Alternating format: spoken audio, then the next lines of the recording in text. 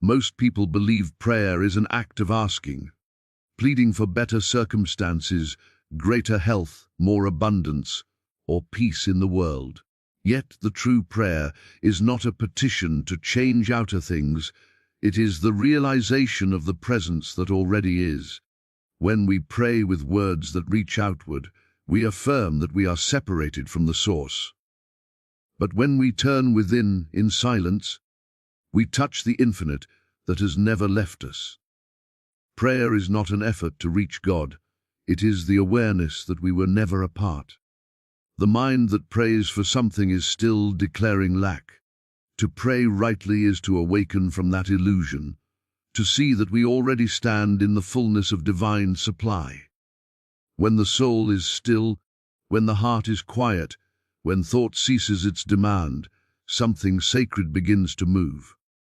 We feel the warmth of an invisible love, not coming from somewhere else, but rising from within us.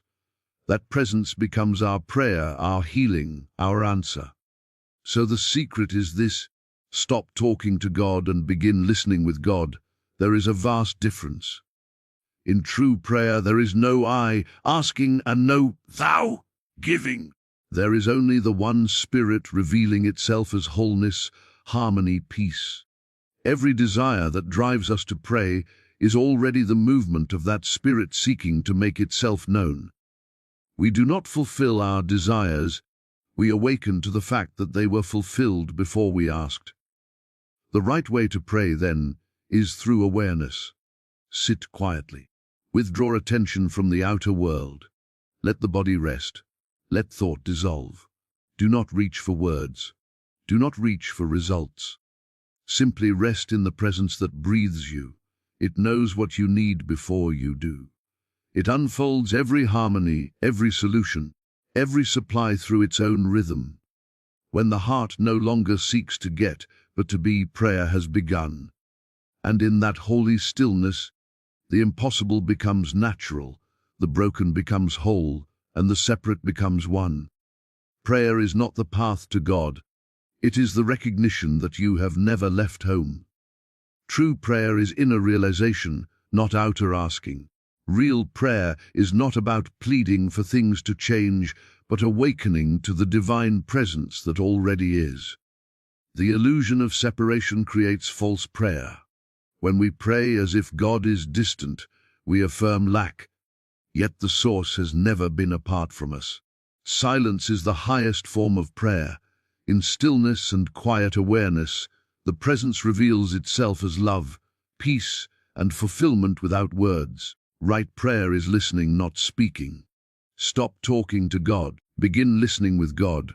There is no I and thou, only one Spirit expressing completeness. Prayer is awakening, not attaining. The purpose of prayer is to realize we already dwell in wholeness, that we have never left the infinite home of the Spirit. True prayer is inner realization, not outer asking. It is not the act of shaping words into beautiful requests or crafting thoughts to reach some distant deity. Rather, it is the awakening of awareness to the divine presence that has never departed. Most people begin prayer from a sense of emptiness. They look around their lives, see what seems to be missing, and then try to fill that absence by appealing to a higher power. Yet in doing so, they unknowingly affirm the very condition of lack they wish to escape. To pray in this way is to declare, I do not have, and in that declaration, the consciousness of separation deepens. True prayer begins when that illusion is dissolved, when we no longer speak from want but from knowing. When one understands that prayer is not communication but communion, a sacred stillness arises. It is not a conversation between the human and the divine, it is the recognition that the human and the divine are not two. In the silence between thoughts, something vast and wordless reveals itself. The quiet certainty that everything necessary for harmony, health, abundance, and peace already exists in the invisible realm of spirit. The outer conditions of life, then, are not causes but reflections of the inner awareness. To pray rightly is to return the attention inward until this truth becomes alive, until the presence within begins to radiate outward and transform every appearance of limitation.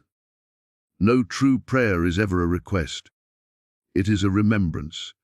It is the gentle turning of the mind toward the light that has always been there, even when clouds of doubt and fear have hidden it.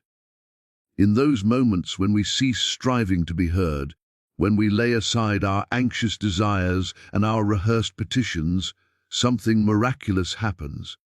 We become still enough to feel the pulse of divine life moving through us, breathing us, sustaining us. In that realization, words become unnecessary. The very awareness of the presence is the prayer, and the moment we touch that awareness, the answer has already appeared, not necessarily in the form we expected, but as the quiet assurance that all is well.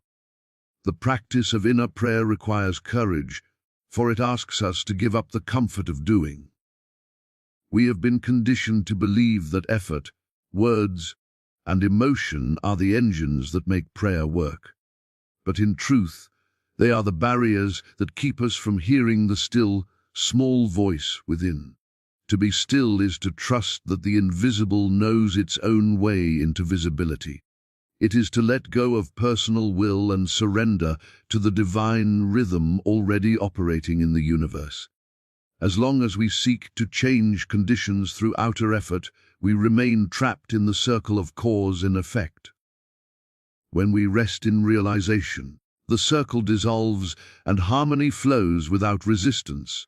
Consider the difference between one who prays for light and one who opens his eyes to see that the sun is already shining.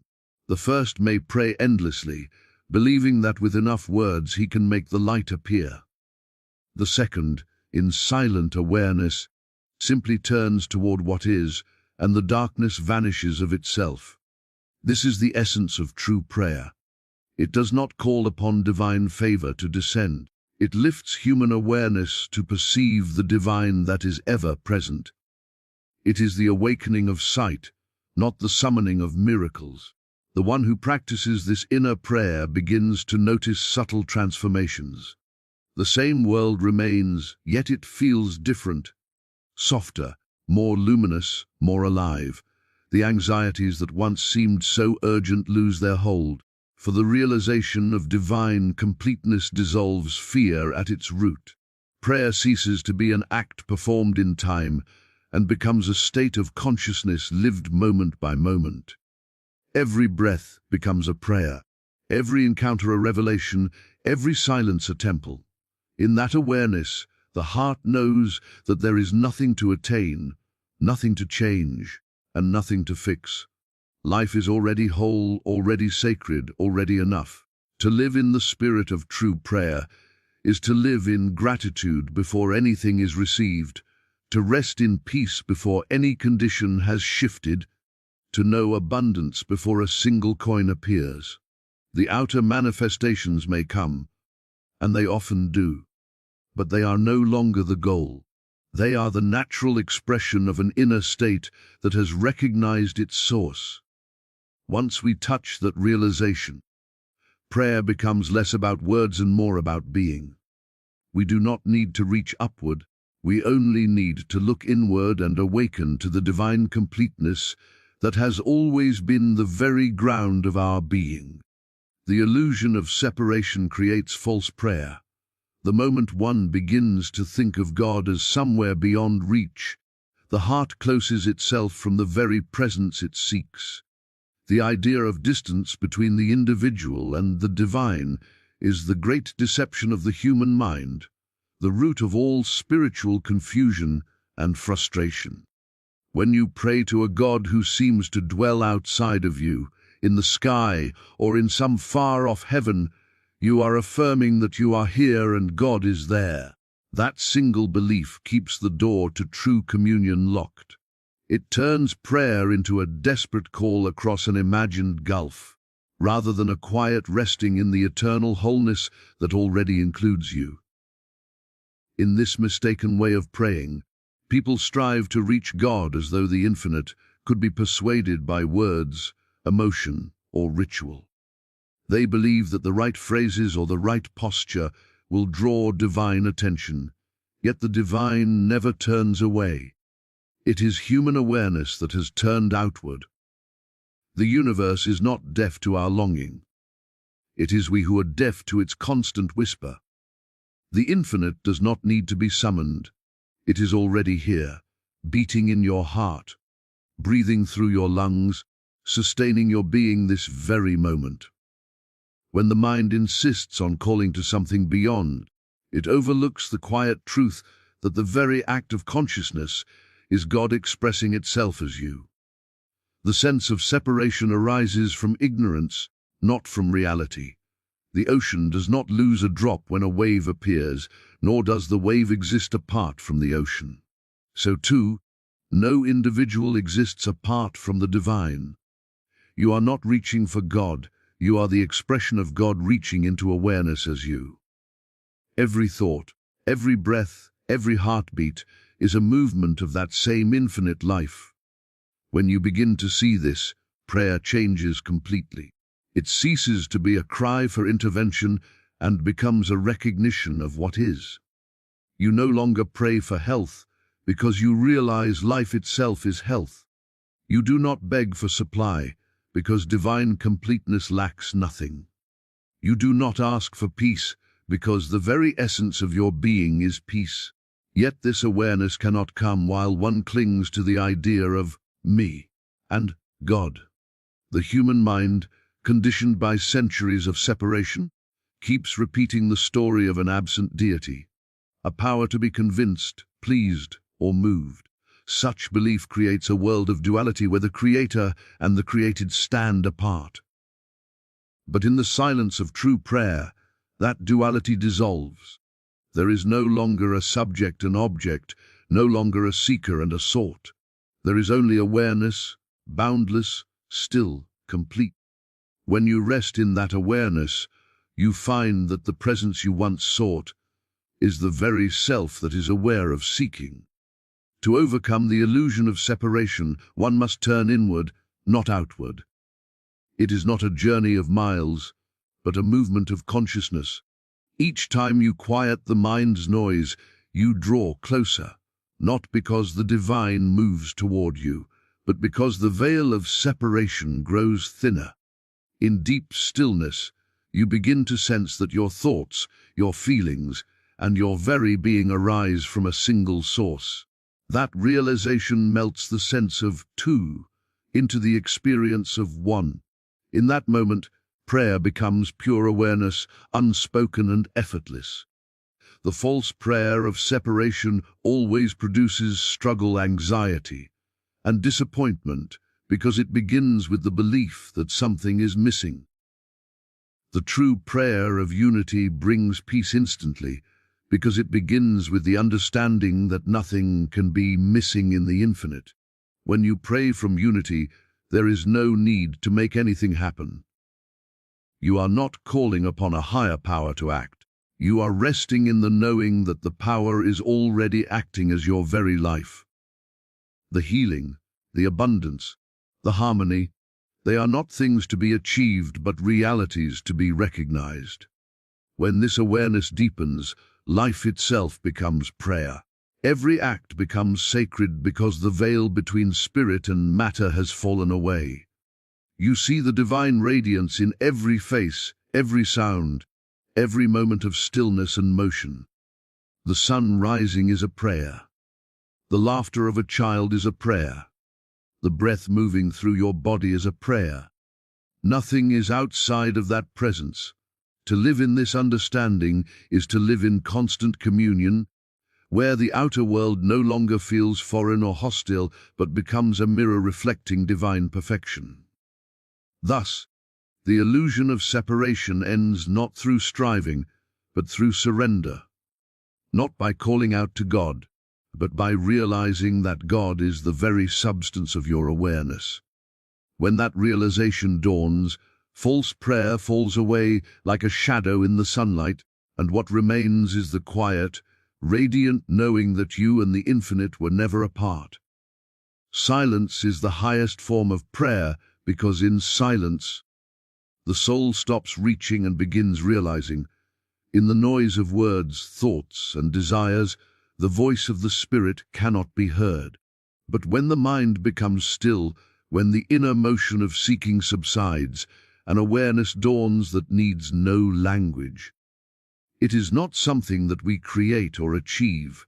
It is what has always been waiting beneath the surface of our restless minds. Silence is not emptiness. It is fullness, wholeness, presence. It is the space where the finite yields to the infinite, where the personal fades into the impersonal, and the human consciousness opens to the divine. Most people approach prayer with noise, not only spoken words but mental noise, worries, expectations, fears, and desires. They think they are communicating with God, but in truth, they are speaking to their own limited understanding. The Spirit does not need to be informed of our needs or persuaded by our words. It is already the answer to every need. The only obstacle that stands between us and that realization is the chatter of the mind. That is why silence is not simply quieting the tongue. It is quieting thought itself. When the inner conversation stops, the presence that has always been speaking can finally be heard. In that sacred stillness, prayer becomes listening instead of asking. There is a profound shift from doing to being. The mind no longer tries to reach out to a distant God. Instead, it rests in awareness and feels the living presence within. This is not a silence of emptiness or void, but one filled with a radiant aliveness that words cannot express. It is a living silence, humming with divine energy, filled with peace and knowing. The body relaxes, the heart softens, and something deep within whispers, "I am here." That whisper is not from another, it is the voice of your own divine essence revealing itself. In silence, we discover that prayer is not communication but communion. There is no duality in that moment, no I, who prays, and no thou, who answers. There is only the awareness of oneness. The waves of thought settle into the still ocean of consciousness, and in that calm, we experience what all true mystics have known, that the presence of God is not something to be found, it is something to be recognized. It was never absent, it only appeared hidden beneath the noise of our thinking. The silence of true prayer is not forced. It cannot be achieved by willpower or discipline alone. It unfolds naturally when the desire to get something from God dissolves. As long as there is wanting, there is disturbance. As long as there is seeking, there is noise. But when one simply sits in awareness, not wanting, not asking, just being, silence blossoms on its own. And within that silence, answers arise without words, healing flows without effort, and peace descends without cause. It is the language of the infinite, spoken in stillness. To live in this silence is to live in harmony with the rhythm of the universe. The world outside may be filled with sound and movement, yet inwardly there remains a deep quietness that nothing can disturb. This silence becomes a sanctuary, not a place of withdrawal, but of strength. From it one acts without strain, speaks without anxiety, gives without depletion. It is not the silence of retreat, but the silence of power, the stillness from which creation itself flows. The greatest prayers of history have not been spoken aloud. They have been felt in the silence of hearts that surrendered completely. It is said that when the Master sits in silence, the disciples are lifted without a word, for that silence carries the vibration of truth.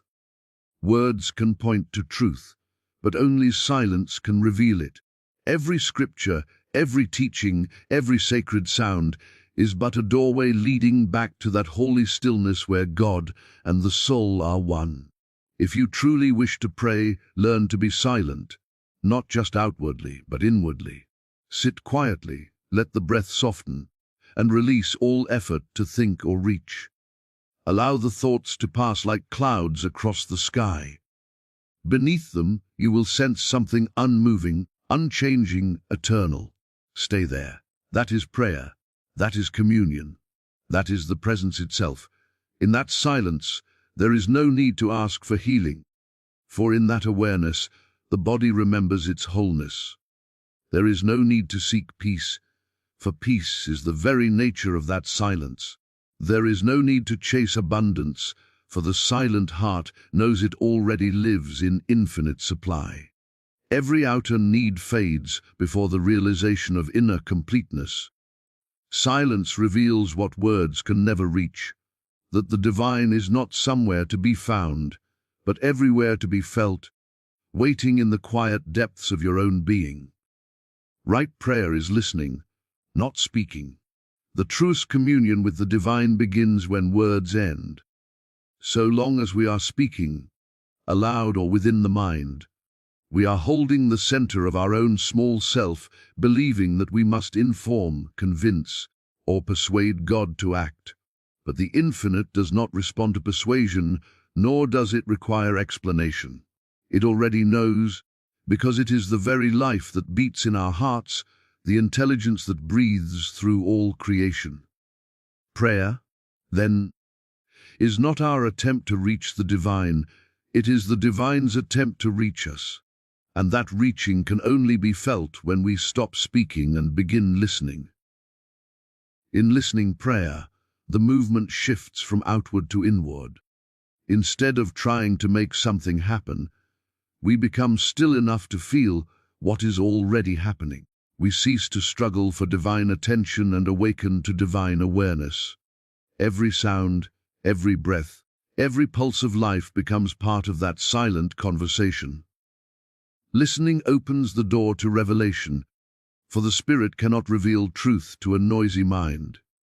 It speaks in the language of intuition, of feeling, of deep knowing, a language that words can never translate. When one begins to listen with the inner ear, prayer changes from an act to a state of consciousness. It is no longer something we do, it becomes what we are. To listen with God means to listen from the place of oneness, not separation. When the human mind prays to an external power, it remains bound in duality. There is I, the petitioner, and thou, the giver. But true prayer transcends this illusion.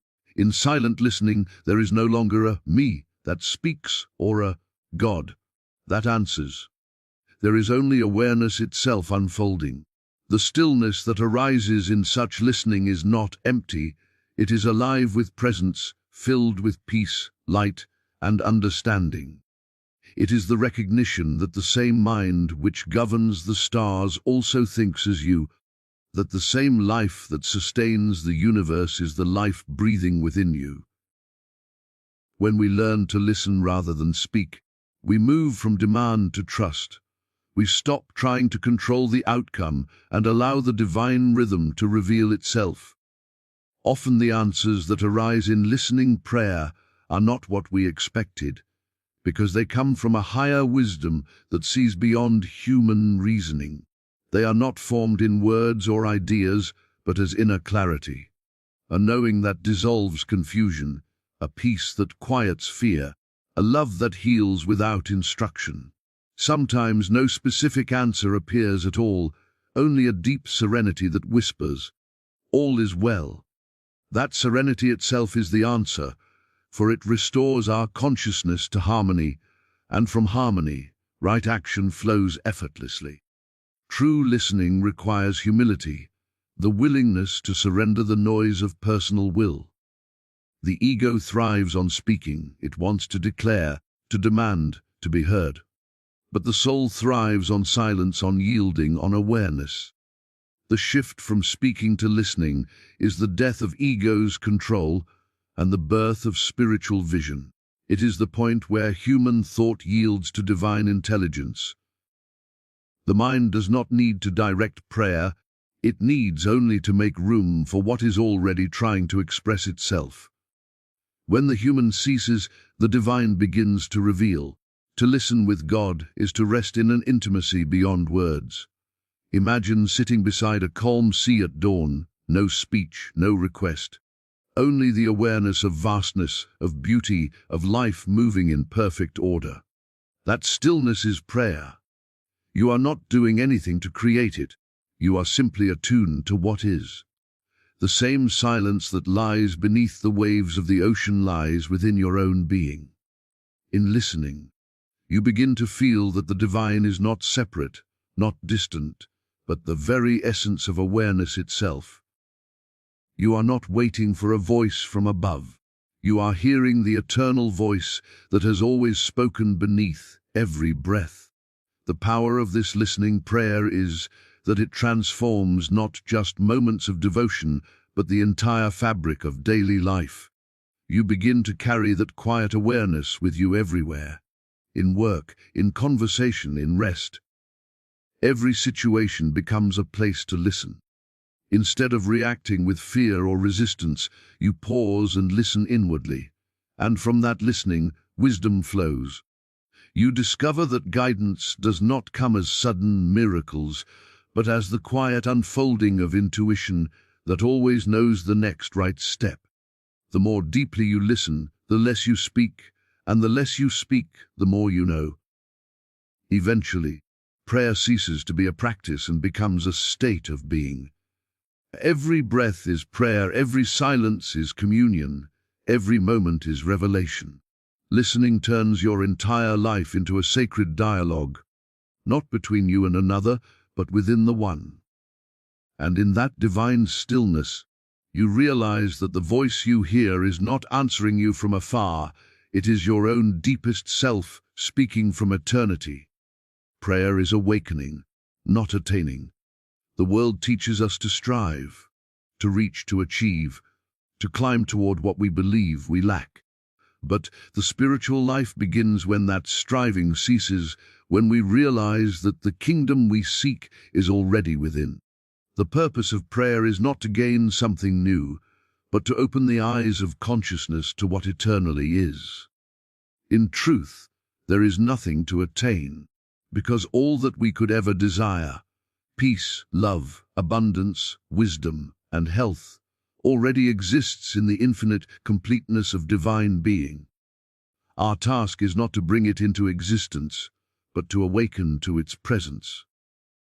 Every form of seeking is built on the assumption that something is missing. The moment we begin to pray for something, we silently affirm lack. We say, "I do not have," and thus reinforce the veil of separation. Awakening prayer begins with the understanding that nothing real can ever be missing from the wholeness of God. To awaken is to look through the illusion of absence and recognize that divine fullness is already here. This is why true prayer is never an act of acquiring but of remembering. It is the movement from blindness to sight, from forgetfulness to awareness, from dreaming to waking in the eternal now. When we awaken through prayer, we begin to see that life has never been divided between the sacred and the ordinary. Every moment, every breath, every act is a revelation of the same divine essence. The beauty of a sunrise, the warmth of a hand, the rhythm of the heart. All of these whisper the same truth: the infinite is here. What we sought through outer forms was never outside. It was only our perception that was asleep. The clouds of fear, desire, and doubt obscure the inner sun, yet the sun has never stopped shining. The prayer of awakening clears those clouds not by effort, but by surrender. To awaken is to rest in awareness. It is the still recognition that there is nothing to chase and nothing to fix. In that stillness, we cease projecting our own limitations upon the divine. We stop asking for proof, for blessings, for signs, and instead open ourselves to the quiet knowing that everything unfolds through divine order.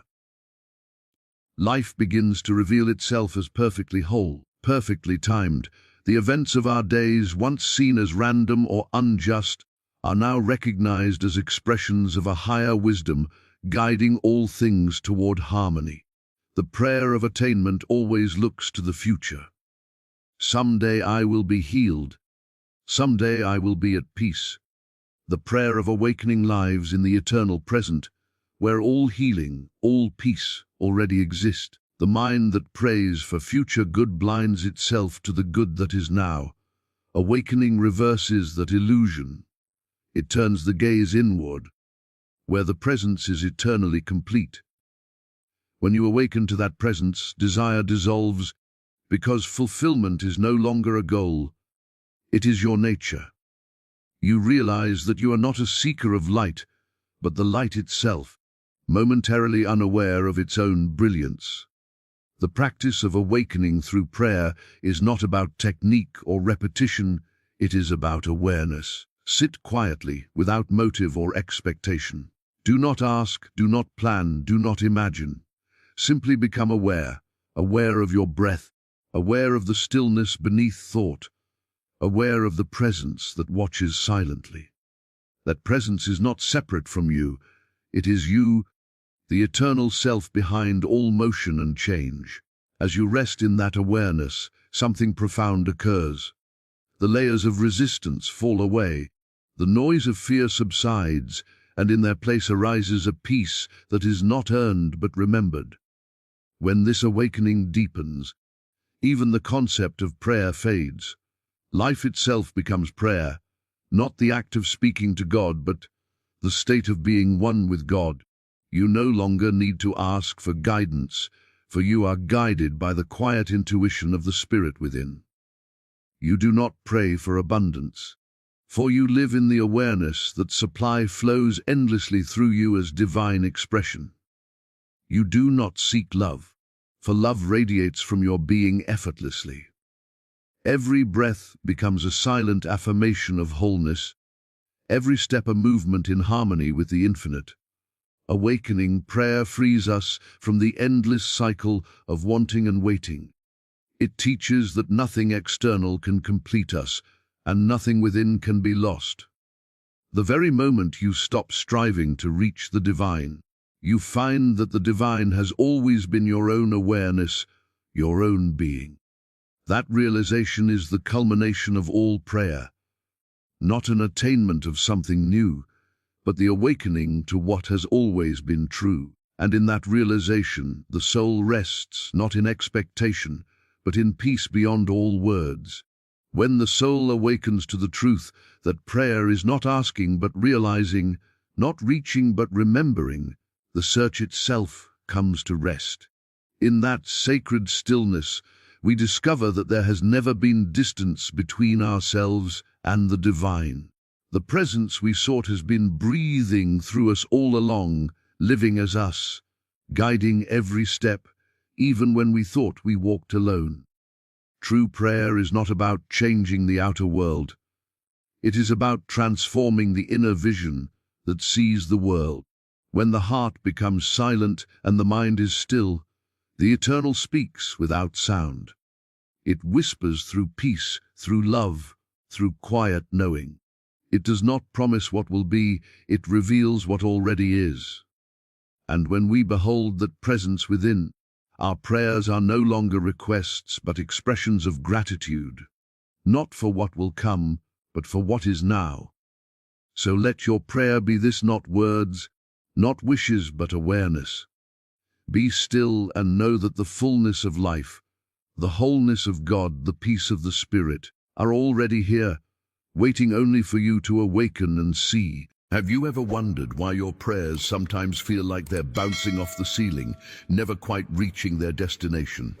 Why, despite your sincere devotion and countless hours spent seeking divine guidance, God's voice remains mysteriously silent, or worse, drowned out by the relentless noise of daily life?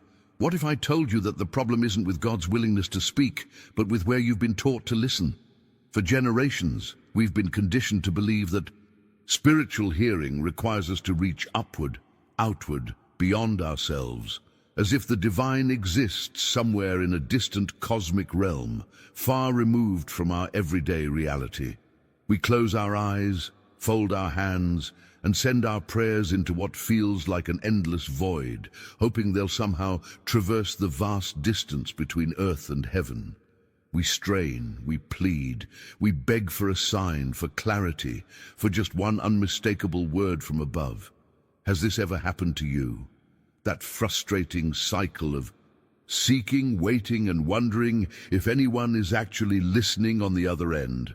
The truth is, this approach to spiritual hearing has left countless sincere seekers trapped in a perpetual state of spiritual frustration.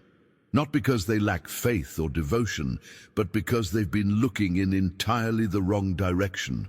What if the veil between you and divine communication isn't nearly as thick as you've been led to believe? What if the distance you've been trying to bridge doesn't actually exist at all? But before we begin, please hit the like button and let me know where in the world you're watching from today. It's always fascinating seeing who's joining us from around the world. And if you haven't already, make sure to hit that subscribe button and turn on the notification bell so you don't miss any of our future videos. The revolutionary shift I'm about to share with you transforms everything you've understood about prayer, spiritual guidance, and divine communication. It's not about learning new techniques or mastering complex meditation practices. It's about awakening to something that has been present all along, hidden in plain sight within your very consciousness.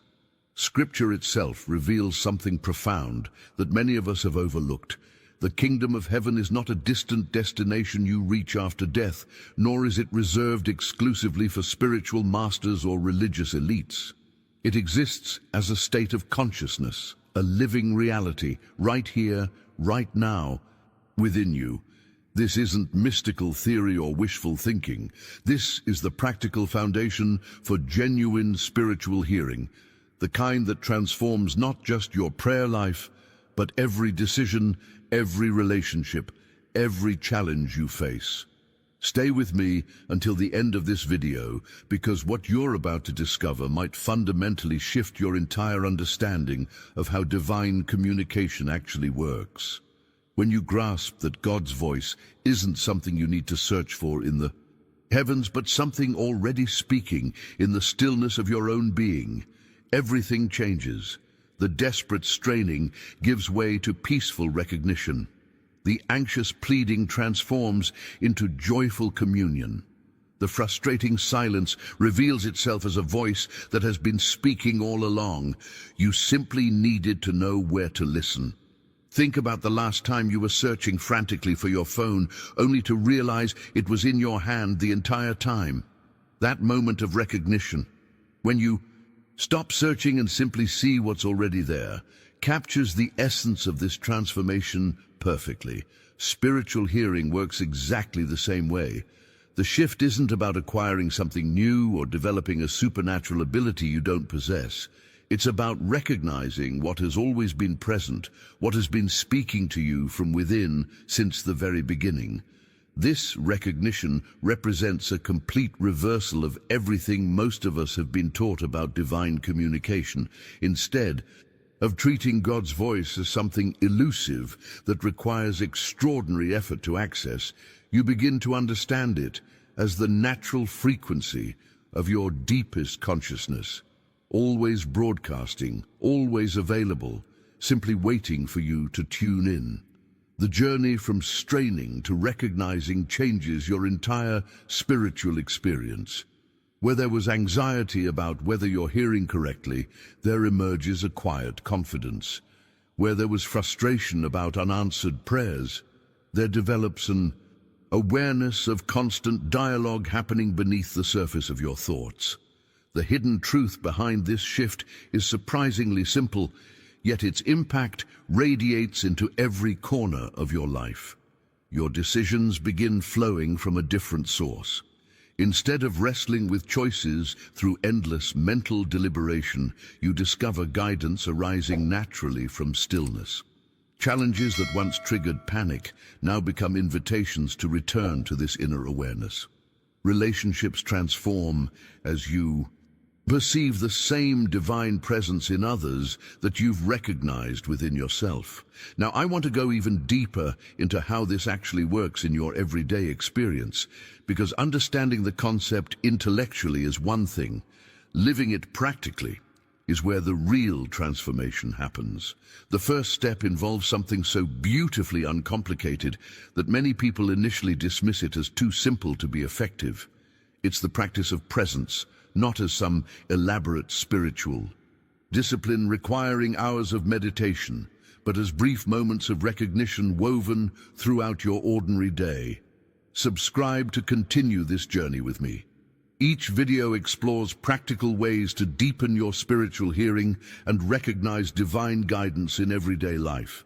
Imagine waking tomorrow morning, and before your feet even touch the floor, before you check your phone or mentally rehearse your to-do list, you pause for just a breath and acknowledge a simple truth. The kingdom of heaven is within me right now, not as a religious platitude you've memorized, but as a living reality you're choosing to recognize. This single moment creates a foundation for everything that follows. It's like tuning an instrument before playing. It sets the frequency for your entire day. The beauty of this practice is how it integrates seamlessly into your existing routine. You're driving to work, sitting in traffic that would normally trigger frustration, and you take 3 seconds to return to this. Awareness. You're in a tense meeting, feeling pressure mounting, and you pause internally to recognize the divine presence that exists beyond the material circumstances. You're preparing dinner, hands busy with mundane tasks, and you notice the sacred opportunity hidden within this ordinary moment. These aren't interruptions to your day. They're revelations of what your day has always been beneath the surface of appearances. Behind the scenes of this simple practice, something profound is taking place. Each recognition, no matter how brief, is adjusting your spiritual receptors, fine-tuning your ability to perceive guidance that's already flowing. You're not creating communication with the divine, you're removing the static that prevented you from hearing what was always there. If you've ever experienced even a fleeting moment where this kind of inner recognition brought unexpected clarity or peace, write in the comments, "I've felt this stillness." What most people miss entirely is that spiritual transformation doesn't follow the same rules as our achievement-oriented culture. We've been trained to believe that bigger efforts produce bigger results, that intensity equals effectiveness, that dramatic spiritual experiences are what create lasting change. But the hidden truth works in exactly the opposite way. The person who spends 5 minutes each morning recognizing divine presence within will experience far deeper transformation than someone who occasionally dedicates entire weekends to intensive spiritual retreats, only to return to complete unconsciousness the rest of the month. This revelation contradicts almost everything our culture teaches us about success and progress. We want the quick fix, the breakthrough moment, the sudden enlightenment that changes everything overnight. But spiritual hearing develops more like learning a language or building physical strength through consistent, gentle repetition that gradually rewires your consciousness at the deepest levels. Think of it as the difference between watering a plant with a small cup every day versus flooding it with a fire hose once a month. The daily attention creates sustainable growth, while the occasional deluge either overwhelms or gets absorbed without lasting impact. The beauty of this approach is how it removes the pressure to have profound spiritual experiences every time you turn inward. Some moments of recognition will feel deeply meaningful, filled with clarity and peace. Others will feel mechanical, routine, almost empty. Both are equally valuable because both are creating the neural pathways, the spiritual muscle memory, that allows divine guidance to flow more naturally through your awareness. Your consistency is doing the work even when you don't feel immediate results. Now I want to show you how this practice of stillness becomes especially powerful in one of life's most challenging arenas, your physical health. When symptoms appear in your body, whether it's a persistent headache, chronic pain, or something more serious, notice what happens in your consciousness. The immediate reaction for most of us involves fear that quickly spirals into panic. We become completely identified with the physical condition, consumed by worst-case scenarios, desperately seeking solutions while our minds race with anxiety about outcomes. This fear-based reaction creates so much noise in your consciousness that hearing any divine guidance becomes virtually impossible. It's like trying to have a quiet conversation in the middle of a thunderstorm. The second shift in awakening spiritual hearing involves transforming your relationship with health challenges entirely. Before you react, before you allow fear to dominate your awareness, you turn within to recognize a deeper truth. In the kingdom of heaven that exists within your consciousness right now, there is only wholeness, only divine perfection. This doesn't mean denying physical symptoms or refusing medical care. It means creating space where God's voice can actually be heard clearly about your well-being. When you approach health from this transformed awareness, something remarkable happens. The panic subsides enough that you can receive genuine guidance about what steps to take. You make decisions from clarity rather than fear. You seek appropriate medical wisdom when needed, but you're not consumed by anxiety about diagnoses or prognoses. Behind the scenes, this inner stillness is creating the optimal conditions for your body's natural healing intelligence to function, while simultaneously opening channels of divine communication that were previously blocked by stress and worry. If this approach to health challenges resonates with something you've experienced or needed to hear, write in the comments, stillness before reaction. There's a critical distinction here that changes everything about how you navigate health challenges, or any challenge for that matter. Turning inward to recognize divine wholeness doesn't mean abandoning common sense or rejecting the practical wisdom that medical science offers. It's not an either-or decision between spiritual awareness and appropriate action. The transformation happens when you integrate both, allowing them to work together rather than treating them as opposing forces. The pivotal decision point you face in any health situation isn't whether to seek medical care or rely solely on spiritual practice. It's much simpler and more profound than that. Will you react from fear or respond from spiritual awareness? When you react from fear, your decisions become frantic, scattered, desperate. You might seek multiple opinions without ever finding peace, or you might freeze entirely, paralyzed by anxiety about what to do next. But when you respond from spiritual awareness, when you first turn inward to recognize the kingdom of heaven within you, you create the mental and emotional space where divine guidance can actually flow. And to that space, you hear clearly whether to seek medical attention, what questions to ask, which practitioner to consult, what treatment aligns with your body's needs. This integration of spiritual clarity and practical wisdom produces decisions that feel right at the deepest level, not because you're following a formula, but because you're accessing intelligence that transcends both purely material thinking and disconnected spiritual idealism. The impact of this approach extends far beyond health, into every dimension of your life where fear typically drowns out divine communication. Now, I want to explore perhaps the most emotionally charged arena where this same principle creates dramatic transformation: your relationship with money. Financial concerns have an almost unparalleled ability to trigger our deepest survival fears. When unexpected bills arrive, when income drops, when the economy becomes uncertain, notice what happens in your consciousness. The anxiety can be overwhelming, creating such intense static that hearing any divine guidance about provision becomes nearly impossible. Here's the hidden truth that most teachings about prosperity completely miss. Financial freedom has very little to do with the actual numbers in your bank account and everything to do with the awareness operating in your consciousness. From the kingdom perspective, from the recognition that divine substance is infinite and omnipresent, you begin to understand that your experience of supply is primarily a reflection of your consciousness, not a result of external economic conditions. This revelation doesn't mean ignoring practical financial planning or pretending bills don't exist. It means approaching your finances from an entirely different foundation. When you operate from scarcity consciousness, every financial decision becomes a battlefield of fear.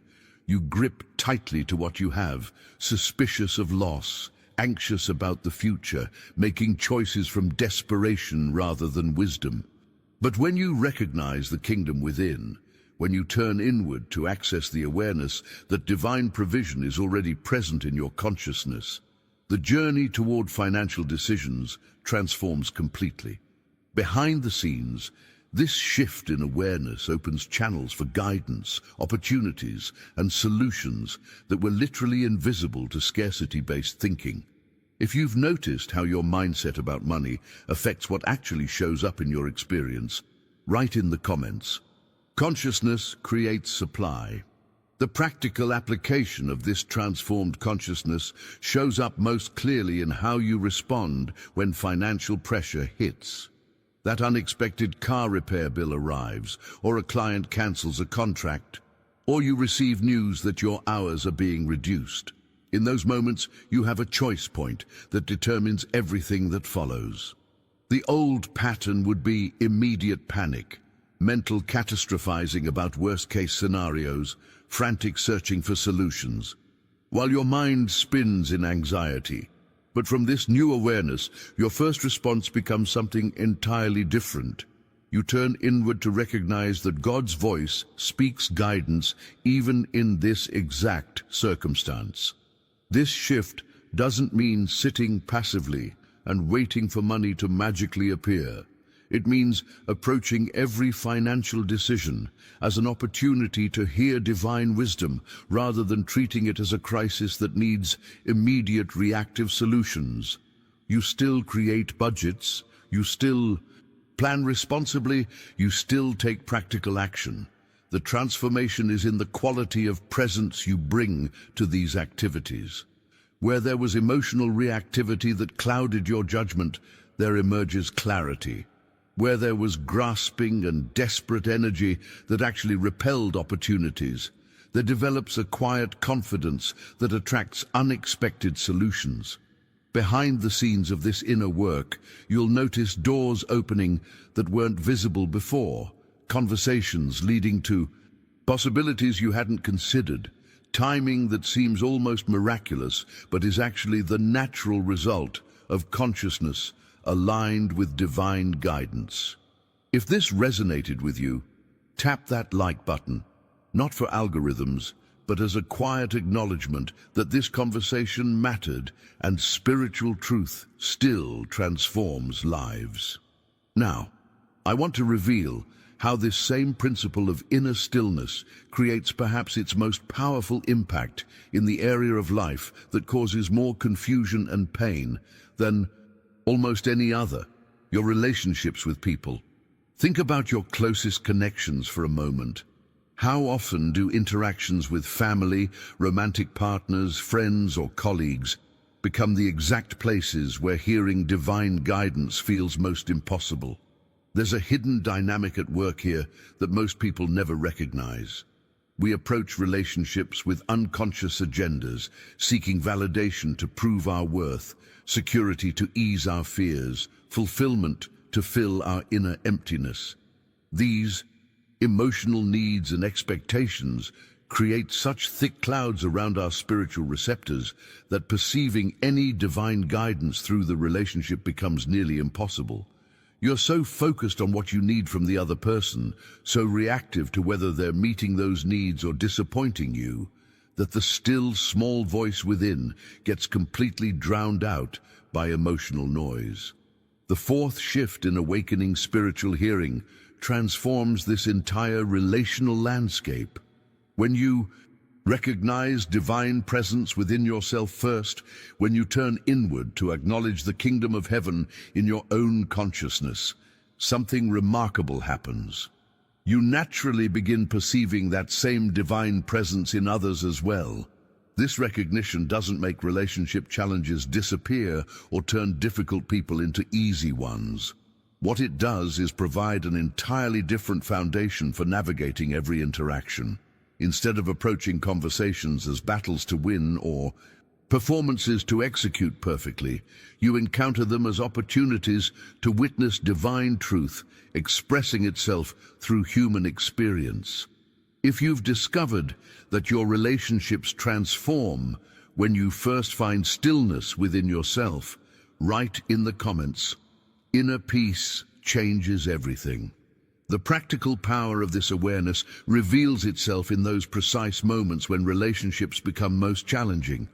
Your spouse makes a cutting remark that hits a vulnerable spot, or a friend cancels plans for the third time, leaving you feeling unimportant. In those instances, your habitual response is immediate: defensiveness, hurt, withdrawal, retaliation. But when you've been practicing the recognition of divine presence within yourself, something different becomes possible. You pause, even for just a breath, and turn inward to acknowledge the kingdom of heaven in your own consciousness.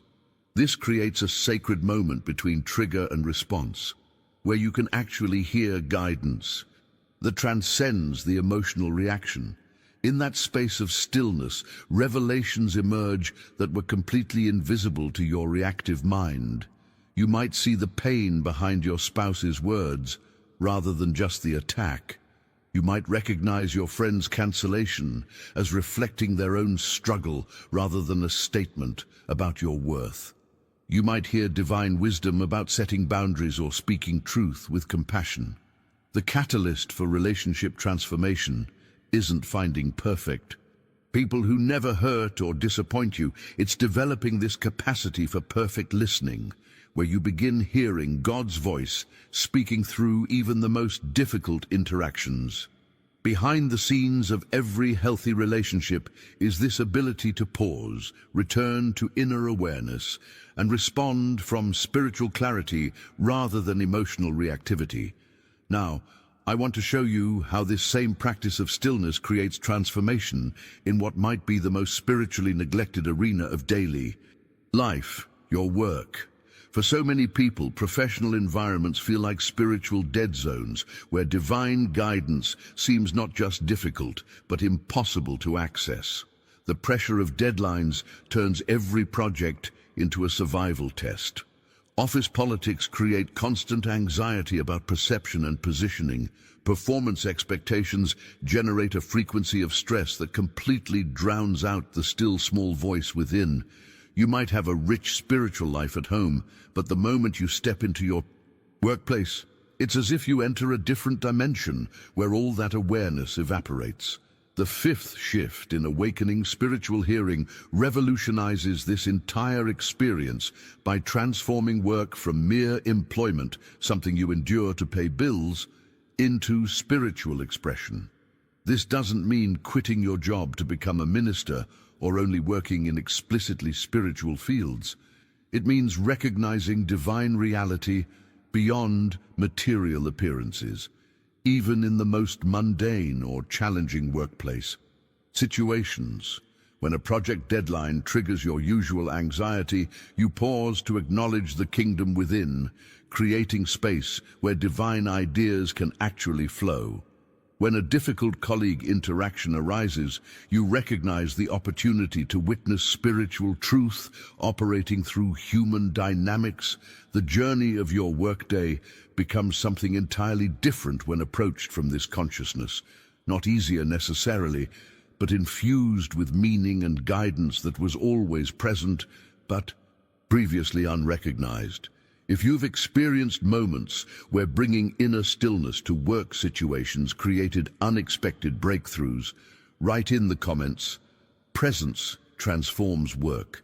The hidden truth about creativity and problem-solving that most productivity experts completely miss is this: the most groundbreaking solutions, the most innovative ideas, the breakthroughs that seem to come out of nowhere, they rarely emerge from stressed, constricted consciousness. You can't force creative intelligence through sheer mental effort or willpower, but when you access the unlimited intelligence that speaks within kingdom awareness, ideas flow with a naturalness that feels almost effortless. That impossible project deadline that once triggered days of anxiety becomes something entirely different when approached from stillness. You turn inward, recognize divine presence, and suddenly solutions appear that your stressed mind could never have generated. Insights arrive with perfect timing. Resources materialize unexpectedly. Collaborations form organically. The same transformation happens with difficult colleague interactions. Instead of perceiving them as obstacles to endure or battles to win, you begin seeing them as opportunities to witness the kingdom expressing itself through human dynamics. When you recognize divine presence within yourself before the meeting, you naturally perceive it operating in the other person as well, even when they're being challenging. This doesn't make you passive or ineffective. It makes you extraordinarily perceptive, able to hear guidance about how to communicate, when to speak, when to listen, what the real issue is beneath the surface conflict. Behind the scenes of every truly successful professional journey is this capacity to access intelligence beyond the limitations of anxious, reactive thinking. Now, I want to reveal what might be the most precious discovery on this entire journey of awakening spiritual hearing. As kingdom consciousness matures through your consistent practice, through those daily moments of recognition, through turning inward before reacting, through acknowledging divine presence in ordinary situations, you begin to experience something that changes everything about how you move through life. It's an unshakable peace that doesn't depend on circumstances being perfect or problems being solved. This isn't the superficial positivity that pretends everything is fine when it clearly isn't. It's not emotional bypassing that refuses to acknowledge real challenges or genuine pain. It's authentic spiritual awareness that remains steady through life's inevitable fluctuations. The revelation here goes deeper than most people realize. When you position yourself to hear God's voice clearly through these practices of stillness and recognition, what you discover isn't just guidance about specific decisions, though that certainly comes. What emerges is a foundational frequency of tranquility that transcends any particular situation. Financial setbacks still require practical response, but they don't trigger the same panic. Relationship difficulties still need to be addressed, but they don't consume you with emotional drama. Health concerns still warrant appropriate care, but they don't dominate your consciousness with fear. The impact of this inner peace radiates into every decision, every interaction, every challenge you face. If you've glimpsed this quality of peace that exists beyond circumstances, write in the comments, "I've touched this stillness." Now I want to be completely honest with you about what this journey actually requires, because the hidden truth here might be challenging to hear in our culture of instant gratification and quick fixes. The pathway to this transformation demands something that most spiritual seekers are unwilling to give: consistent commitment regardless of immediate results. This isn't a weekend workshop that produces instant enlightenment. It's not a 21-day challenge that guarantees dramatic breakthroughs. The real transformation unfolds through daily practice, even when you feel absolutely no immediate effects. Through faith in spiritual truth when material appearances seem to contradict it completely. Through patience during what can be a painfully gradual development process. Some people begin this practice and experience noticeable shifts within weeks. Others work diligently for months or even years before significant Changes become visible in their external circumstances.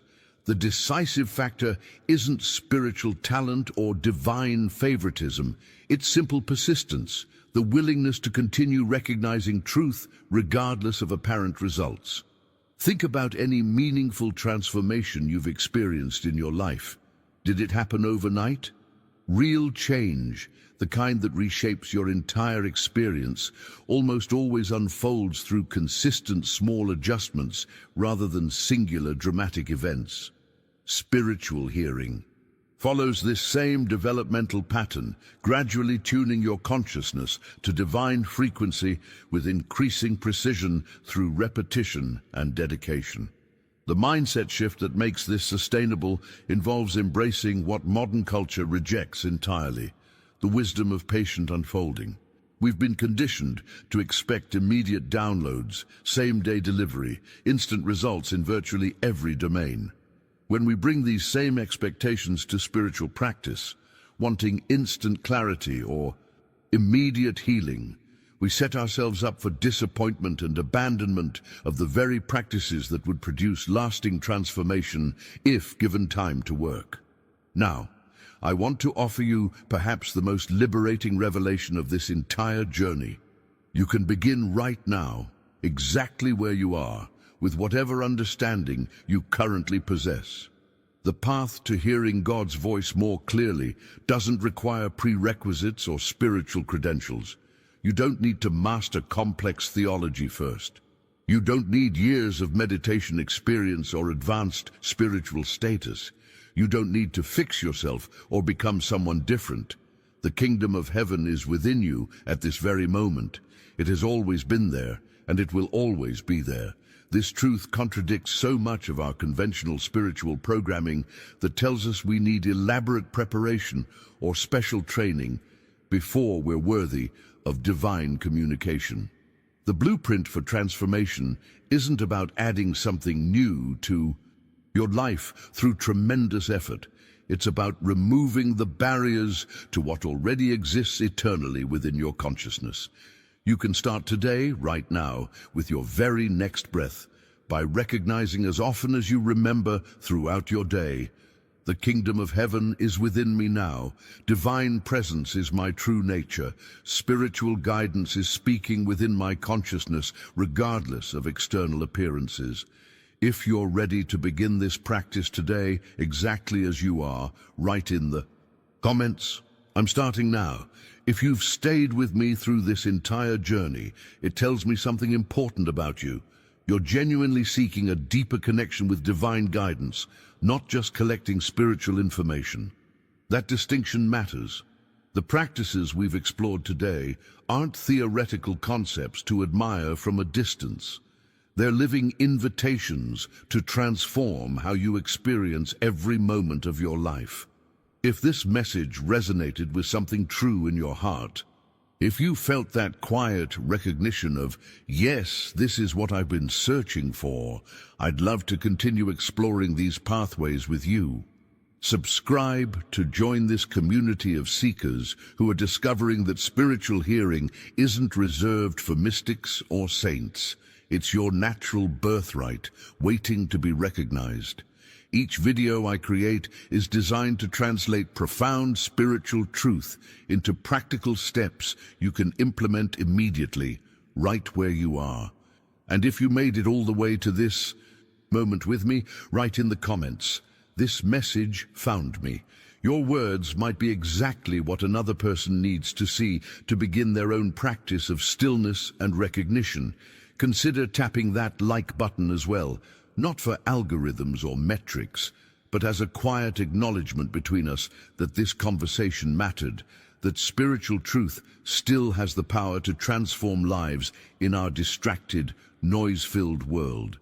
There's a video right here that explores how to maintain this awareness of divine presence, even when life becomes chaotic and circumstances seem overwhelming. It's a perfect continuation of what we've discovered today. Click and continue with me over there, and let's go deeper together into the practice of hearing God speak through stillness. Until we meet again, remember, the kingdom of heaven is within you right now, and divine guidance is already speaking. You simply need to recognize what has always been there. What if I told you that the two words, judge not, hold the complete secret to spiritual transformation? Not as a moral rule to follow, but as a mystical key that unlocks healing, abundance, and inner peace. Joel Goldsmith discovered this wasn't about being nice or tolerant. It was about understanding the very nature of God's universe and how we block divine flow through judgment. Most people think judging means criticizing others harshly, but Joel revealed something far deeper. Every time you label anything as good or bad, sick or healthy, rich or poor, you're actually separating yourself from spiritual reality. You're placing your human opinion above divine truth. And in that moment, you close the door to miracles. The mystical secret is this: judgment creates the very conditions you're judging. When you see someone as sick, you reinforce sickness in consciousness. When you see lack, you perpetuate lack. Joel taught that spiritual vision means looking through appearances to the divine reality behind everything. This isn't positive thinking. It's recognizing what already exists in God's perfect creation. Joel Goldsmith spent decades practicing this principle in his healing work. He would sit with people suffering terrible diseases, financial ruin, or emotional torment. But he trained himself never to accept the appearance as reality. He wouldn't see the person as sick or poor or troubled. Instead, he recognized only their spiritual perfection. This takes tremendous spiritual discipline. Your human mind wants to immediately judge and categorize everything. Someone looks ill, so you think they're sick.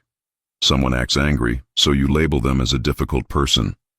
But Joel discovered that every judgment you make actually gives power to the illusion rather than the truth.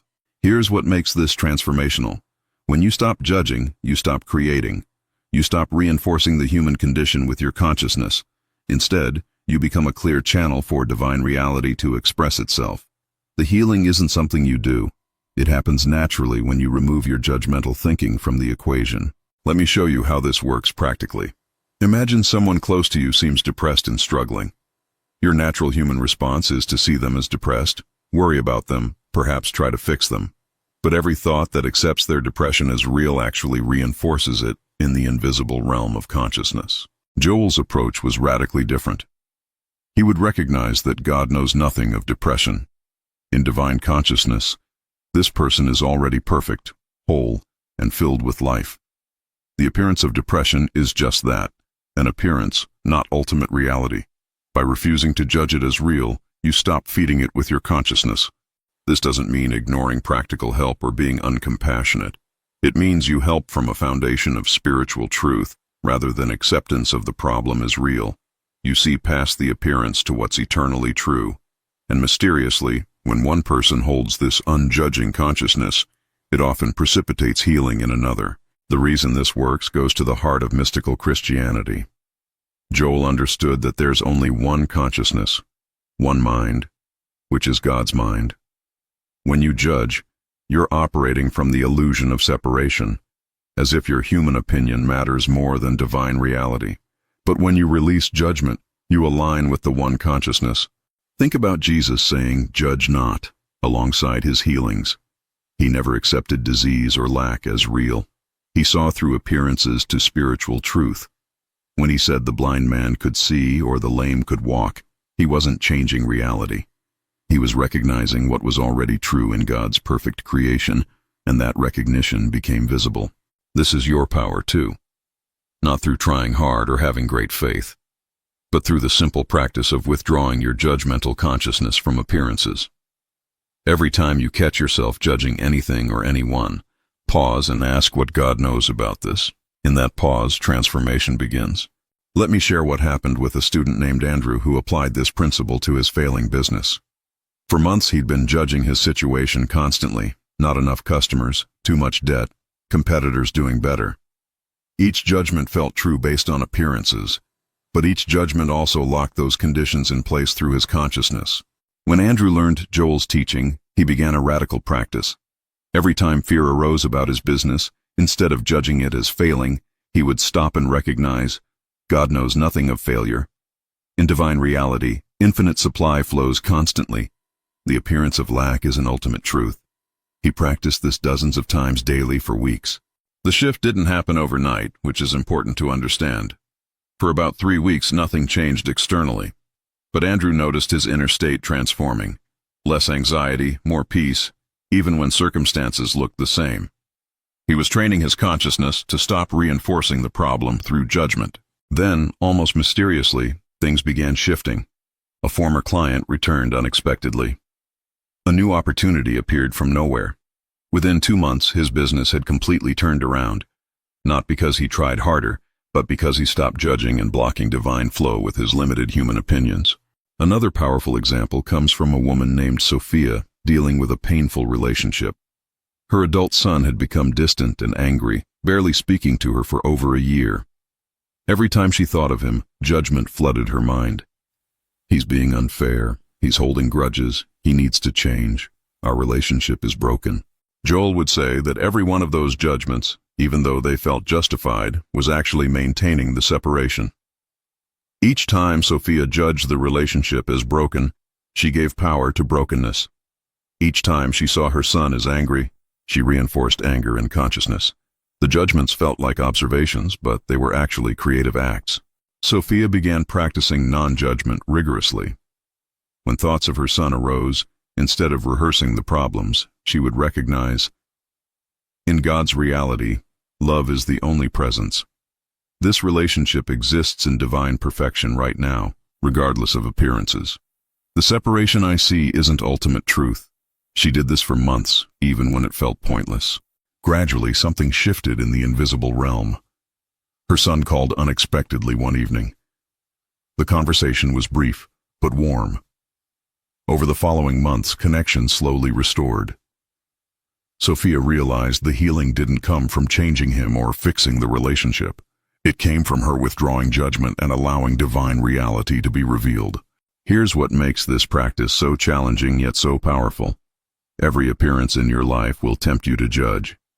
Someone cuts you off in traffic, your body shows symptoms, your bank account looks insufficient, someone criticizes you. In each moment, judgment feels completely appropriate and true. But Joel discovered that spiritual mastery means recognizing that all these appearances exist in the human realm of effect, not in the divine realm of cause. When you judge them as real and powerful, you're actually creating more of the same conditions. You're using your consciousness to reinforce illusion rather than truth. This is why Jesus could walk through violent crowds untouched, why Joel could sit with terminal illness and see healing. They had trained their consciousness not to accept appearances as reality. They looked at the human scene without judging it as powerful or real, and therefore it had no power to harm or limit them. You have this same capability. It's not about denying practical reality or pretending problems don't exist in the human experience. It's about knowing that behind every appearance, divine perfection is the only truth. And when you stop judging the appearance, you stop maintaining it with your consciousness. The transformation available through non-judgment is immediate and practical. Right now, you can look at any situation in your life that seems problematic. Instead of judging it as bad, lacking, sick, or wrong, pause and recognize what exists in God's consciousness.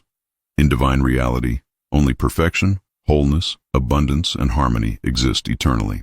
This practice will feel uncomfortable at first because your human mind is trained to judge everything constantly. You'll catch yourself judging dozens of times daily, but each time you notice and withdraw the judgment, you're opening a door for divine reality to flow through. You're removing your limited human consciousness from blocking miracles. Start with small things, traffic, weather, minor annoyances.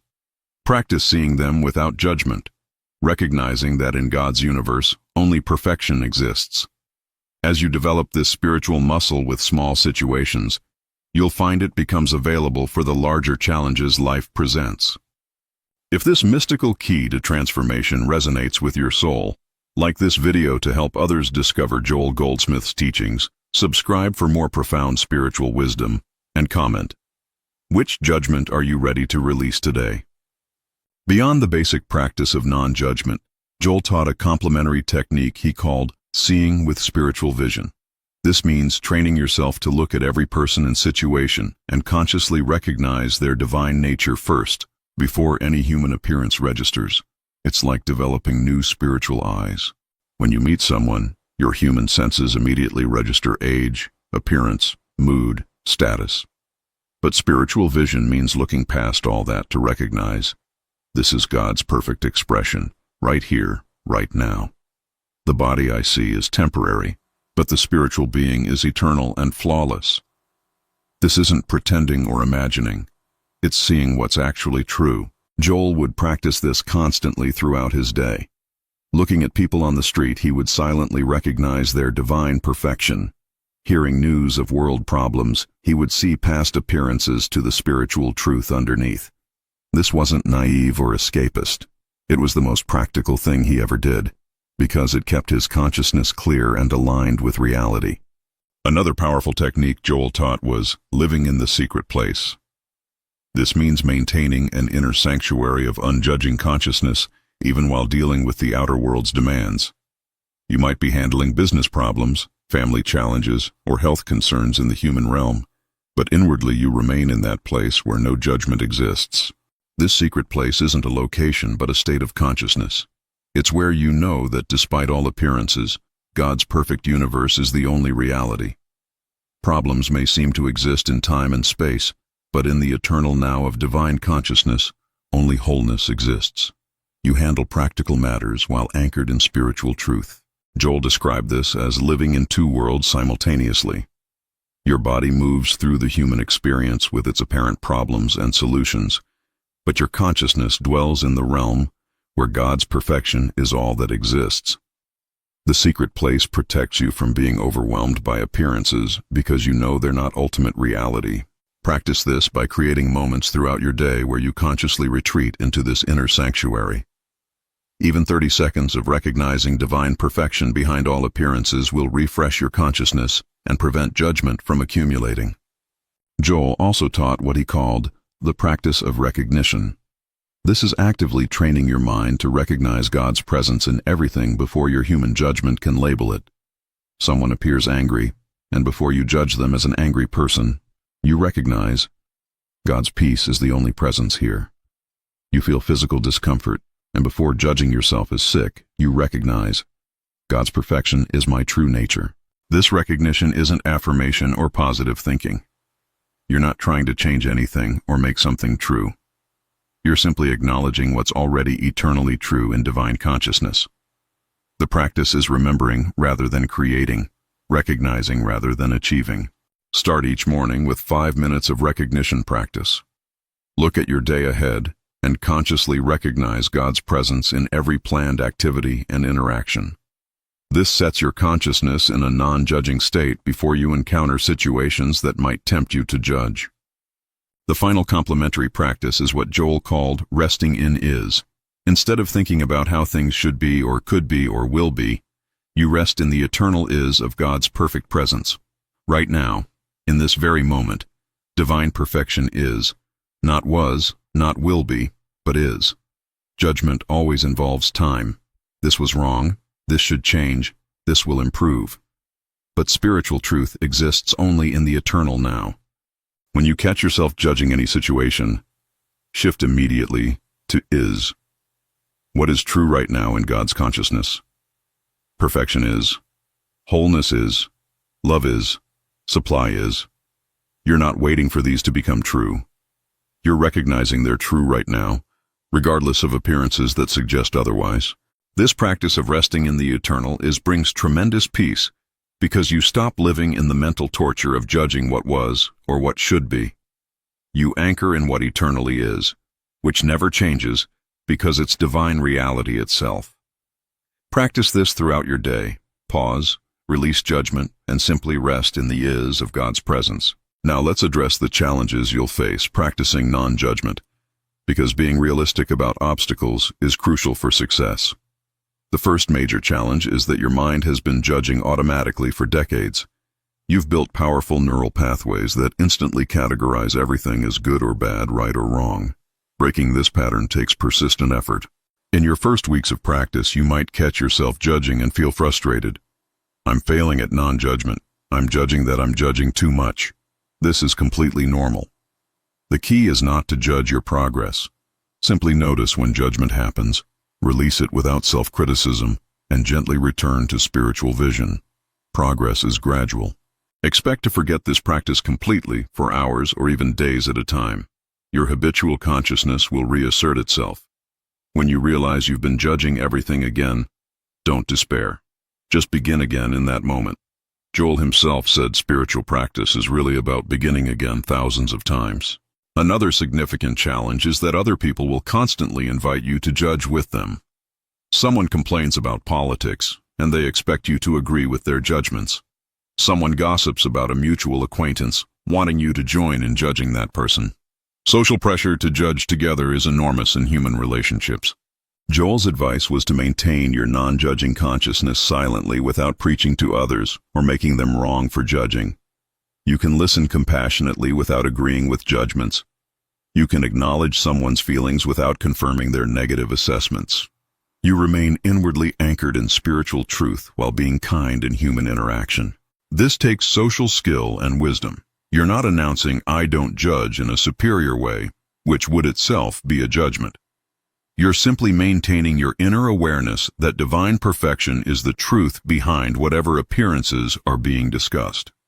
Sometimes you might gently offer a more spiritual perspective, but often you simply hold the truth silently. Perhaps the hardest challenge is practicing non-judgment with your own body and circumstances. When you're experiencing pain, financial pressure, or relationship conflict, it feels completely unrealistic not to judge these as problems. Your human self screams that these are real issues requiring real solutions, and non-judgment seems like dangerous denial. Joel understood this deeply. He taught that you absolutely handle practical matters in the human realm. See doctors, pay bills, have necessary conversations, but while doing so, maintain your inner knowing that these appearances aren't ultimate reality. You can take human action from a consciousness that doesn't accept the problem as permanently real. This is the middle path, neither denying practical needs nor accepting appearances as spiritual truth. You might take medicine while knowing that in God's reality, perfect health is already established. You might look for employment while recognizing that infinite supply is your true nature. The human action and spiritual knowing coexist without contradiction. The breakthrough comes when you realize that non-judgment isn't about perfecting your thoughts, but about catching yourself sooner when judgment happens. At first, you might judge for hours before noticing. Then you catch yourself after minutes. Eventually, you notice judgment arising and can release it immediately. This progressive awareness is the real transformation. Joel emphasized that even catching yourself judging 3 times a day instead of being lost in judgment constantly represents tremendous spiritual progress. You're developing a witness consciousness that can observe your judgmental thinking without being controlled by it. This witness is your spiritual self emerging. Be especially gentle with yourself around physical symptoms or financial concerns. These appearances have biological and social reality that makes them harder to see through. Start with easier things like traffic or weather. Build your non-judgment capacity, then gradually apply it to more challenging situations as your spiritual strength grows. If these challenge-breaking insights speak to your spiritual journey, like to support this transformative content, subscribe for advanced Joel Goldsmith teachings, and comment. Which obstacle feels most real in your practice right now? Let's explore how non-judgment transforms daily life at advanced levels. Consider someone like Vincent, who had practiced Joel's teachings for several years. He'd reached a point where he could catch judgment quickly in most situations. Then he faced his deepest test. His wife received a serious medical diagnosis that doctors said was terminal. Everything in Vincent wanted to judge this as catastrophic, real, and terrifying. The medical evidence seemed overwhelming. But years of practice had built his capacity to see beyond appearances. He sat with his wife and silently practiced. In God's consciousness, only life exists. This appearance of disease isn't ultimate truth. I will not judge this as real and powerful. This didn't mean denying medical reality or refusing treatment. His wife received excellent care, but Vincent maintained his unjudging consciousness throughout, never accepting the diagnosis as the final word. He saw his wife as spiritually perfect regardless of physical symptoms. For 18 months he held this vision when fear threatened to overwhelm him. His wife's condition slowly stabilized, then gradually improved. Years later, she remains healthy and active, long past the time frame doctors predicted. Vincent knows the healing came not from denying medicine, but from refusing to empower the appearance through judgment. His consciousness remained a clear channel for divine reality to manifest. Another advanced application involves someone like Olivia, who extended non-judgment to world events and collective consciousness. She noticed how much of her mental and emotional energy was consumed judging news, politics, social problems. Every judgment drained her spiritual vitality and contributed to collective fear rather than collective healing. Olivia began practicing what Joel called holding the world in spiritual vision. When seeing troubling news, instead of immediately judging it as terrible and real, she would recognize, behind all appearances, God's harmony is the only truth. This doesn't mean the human suffering isn't happening in time and space, but it isn't the deepest reality. This practice transformed her from anxious and overwhelmed to peaceful and genuinely helpful. She could engage with world problems from a consciousness of solution rather than amplifying problems through judgment.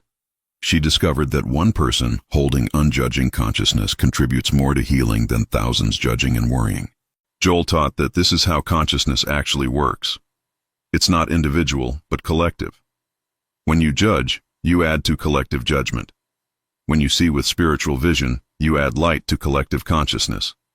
Your inner work has outer effects far beyond what you can measure. Let's look at how non-judgment transforms work and creative expression. Someone like Benjamin, an artist, discovered that all creative blocks came from judgment. He would judge his work as not good enough, judge himself as lacking talent, judge the art world as unfair. Each judgment contracted his creative flow. When Benjamin applied Joel's principle, he stopped judging his creative process entirely. He would create without labeling results as good or bad, successful or failed. He recognized that creativity flows from divine consciousness, and his job was simply to be a clear channel, not a critic. Judgment interrupts flow. Non-judgment allows it. This doesn't mean Benjamin stopped discerning quality or improving his craft, but he separated practical refinement from judgmental thinking. He could see that a piece needed more work without judging himself or the work as inadequate. The shift was subtle but transformative, from judgment that contracts to awareness that expands. His artistic output increased dramatically, and paradoxically, the quality improved precisely because he stopped judging quality. When you're not blocking creative flow with judgment, your natural gifts express more fully. This applies to any work. When you stop judging yourself and your performance, you actually perform better because consciousness flows freely. The most advanced application of non-judgment is what Joel called living in the fourth dimension. This means your consciousness dwells permanently in spiritual reality while your body functions in the three-dimensional world. You literally see two universes simultaneously, the appearing world of effects and the true world of divine cause. Someone living in this consciousness, like Joel in his later years, moves through daily life without judging anything as ultimately real except God's perfection. Challenges arise in the human experience, but they're handled from a consciousness that knows their temporary appearances, not permanent reality. This brings a peace that truly passes human understanding. This isn't achieved through effort, but through years of practice that gradually shift where your consciousness habitually dwells. You're not trying to live in the fourth dimension. You're removing the judgments that keep you locked in three-dimensional awareness. It's subtractive, not additive, releasing what blocks rather than acquiring something new. Joel described this as dying daily to the judgmental human self, so that your spiritual self, which never judges because it sees only truth, becomes your primary identity. This is the ultimate transformation available through the simple practice of judge not. It reveals your true nature as spiritual consciousness itself. Now we arrive at the total transformation that judge not brings when practiced consistently. You begin to live from what Joel called the infinite invisible, where your security comes not from visible circumstances but from invisible spiritual reality. Nothing in the appearing world can threaten you because you've stopped judging it as powerful. This doesn't mean you're detached or cold. Actually, you become more compassionate because you see people's struggles without judging them as victims of circumstances. You can help practically while knowing spiritually that their true nature is already perfect. This combination of human kindness and spiritual vision is what Joel called living the mystical life. Your entire relationship with life transforms. You're no longer constantly judging whether things are going well or poorly, whether you're succeeding or failing. You rest in the knowing that behind all appearances, divine perfection is unfolding exactly as it should. This brings profound peace even when the human experience includes challenges. The transformation extends to how you view your purpose and contribution. When you stop judging yourself and others, you naturally become a healing presence wherever you go. Your consciousness, clear of judgment, becomes a light that others feel even if they don't understand it. You don't have to do anything special. Your being itself becomes transformative. Joel lived this way in his later years. People would sit with him and feel their problems dissolve, not because he gave advice or tried to fix anything, but because his unjudging consciousness created a space where spiritual reality could be experienced. He proved that one person living in non-judgment does more good than thousands trying to improve the world from a judging consciousness. This can be your life too. Every moment you practice non-judgment, you're not just changing yourself. You're contributing to a shift in collective consciousness. You're demonstrating that there's another way to live, beyond the constant human habit of judging everything and everyone. You become what the world needs most, a clear space where divine reality can shine through. In practical terms, after months or years of practice, you'll notice you simply don't judge automatically anymore. Where once you had instant opinions about everything, now there's space. Where once you worried constantly, now there's an underlying peace. Where once you felt victimized by circumstances, now you know that your spiritual reality is untouchable by appearances. This doesn't mean you've perfected the practice. Even Joel said he had to begin again daily, catching himself when judgment arose. But the center of gravity in your consciousness shifts. You spend more time in spiritual awareness than in judgmental thinking. That shift is the transformation, gradual and genuine. Your relationships heal because you stop judging the people in your life as having problems they need to fix. Your health improves because you stop reinforcing symptoms through judgmental thinking. Your finances stabilize because you stop judging lack as real. Everything shifts not because you made it happen, but because you stopped blocking divine flow with judgment. The final truth Joel Goldsmith offers is this: judge not is the complete path. You don't need anything else. These two words, properly understood and practiced, will take you from human consciousness to spiritual consciousness, from suffering to peace, from seeking to finding. The entire mystical life is contained in releasing judgment. Every spiritual teacher in history has pointed to this same truth in different words. Jesus said, "Judge not." Buddha taught non-attachment to views. Krishna spoke of seeing the self in all beings.